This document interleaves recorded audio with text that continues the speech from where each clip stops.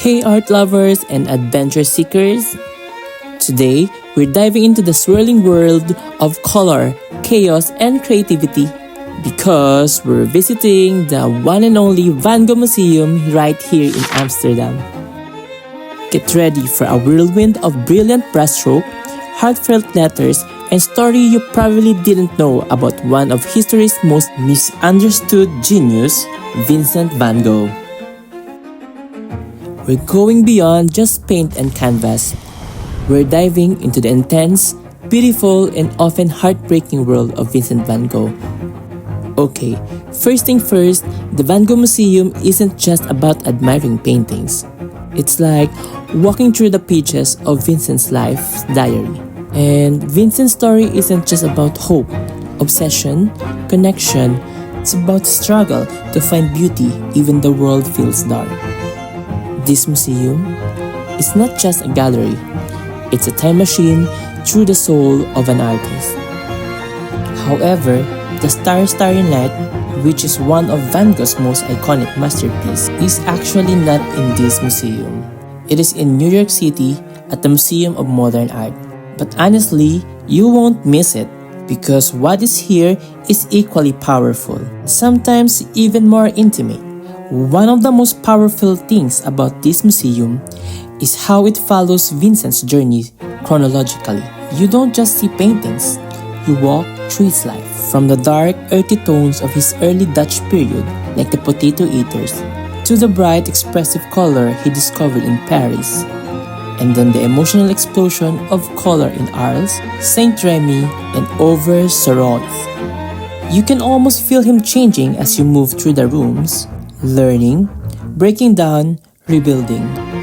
His brushstrokes get closer, the color bolder, and the emotion deeper. It's like walking through a soul in transformation. The timeline isn't just about the dates.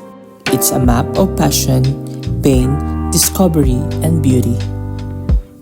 There are over 35 self-portraits by Van Gogh. It was his way of practicing since he didn't have money to pay for models. In each self-portrait, Vincent is searching, trying to understand who he is. He once wrote, I am seeking, I am striving, I'm in it with all my heart. And you can feel that in every brushstroke. He is giving us the ultimate glow-up timeline in art history. I can't help but wonder what was going through her mind as she stared and made that face on one of Van Gogh's pieces. So I look what she's reacting to, and now I get it. That's an art crime, and now how to unsee it.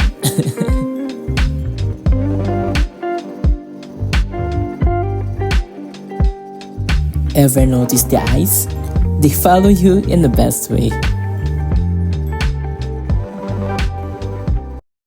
Let's kick off with the Potato Eaters, painted in 1885. Vincent wanted to show the harsh reality of a peasant life. He once said, I wanted to make it clear that these people have tilled the earth themselves. With these hands, they are putting in the dish. Deep stuff, right? Gritty, raw, and totally different from the colorful Van Gogh we all know. Vincent wanted to show life as it truly was, not the idealized, but real, and feel the heaviness in every stroke. He considered the Potato Eater his first masterpiece and spent months preparing for it. Now fast forward to when Van Gogh moved to Paris in 1886, and boom, his color palette explodes. He encountered impressionists like Monet, Renoir, and Pissarro, who were using light broken brushstrokes and a bright pastel color palette. Paris exposed him to modernism, and more importantly, it gave him permission to evolve. Did you know that Van Gogh was obsessed with Japanese art? He collected ukiyo-e prints and even redesigned his own works to mimic their clean lines, bold color, and flat perspective. This was Vincent trying to find peace through art.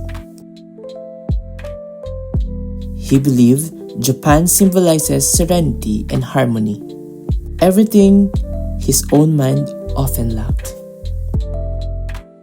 One of the most touching parts of the museum was Vincent's letter to his brother Theo. They weren't just brothers, they were lifelines. Vincent poured out his soul in those letters, talking art, philosophy, and mental health. He wrote hundreds of letters to his brother Theo, his best friend, his biggest supporter.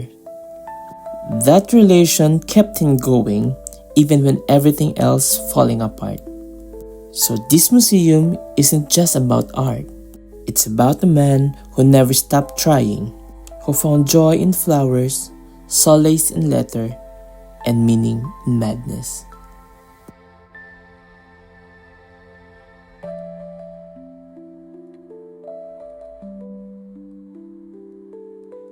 One thing that hits you walking through this museum, Van Gogh wasn't trying to be famous. He was just trying to survive, to understand his world, to make beauty out of struggle.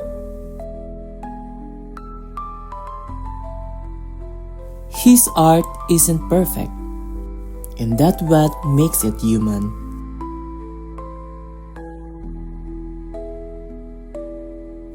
There is texture, vulnerability, and heartbeat in every piece. And maybe that's why we connect with it, because we see ourselves in the chaos and color. Vincent once said, "What would life be if we had no courage to attempt anything?" And every painting here, every brushstroke is an act of courage. This museum is divided into several floors, each showing different period of Van Gogh's life and work. He also once said, "There is nothing more truly artistic than to love people."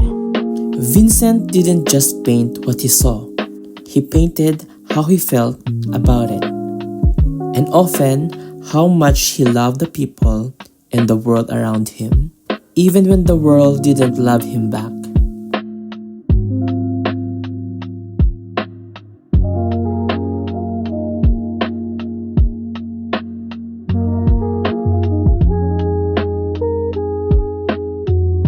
He also tried to experiment with colors to understand how color and form could create emotion on their own.